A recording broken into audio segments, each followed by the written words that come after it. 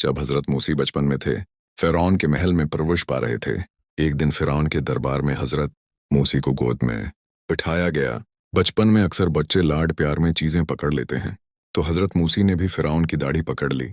फिरौन चौंक गया और दरबारियों ने कहा, ये बच्चा बड़ा होकर तुझे नुकसान पहुंचाएगा।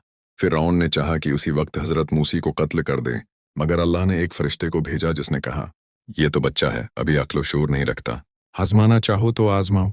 चुनांचे एक तशद में दहकते अंगारे और दूसरे तिश्त में कीमती नगीने रख दिए गए। हजरत मूसी को कहा गया कि जो चाहो उठा लो। अल्लाह के हुक्म से हजरत जब्राइल आए और मूसी के हाथ को आग की तरफ मोड़ दिया। मूसी ने एक दहकता कोयला उठाया और उसे अपने मिना में डाल लिया, जिससे उनकी जबान जल गई। इसी वजह से उनकी जबान में हल्की सी लकनत पैदा हो गई।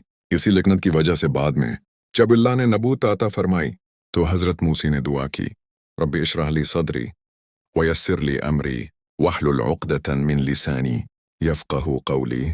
ए मेरे रब, मेरा सीना खोल दे, मेरा काम आसान कर दे और मेरी ज़बान की गर खोल दे, ताकि लोग मेरी बात समझ सकें। ये वाक़या हमें ये सबक देता है कि अल्लाह अपने नबी को बचपन ही से अपनी हफाजत में रखता है, और जो चीज़ बज़ाहिर कमज़ोरी लगती है वो दरअसल अल्लाह की तरफ से हिकमत का हिस्सा होती है।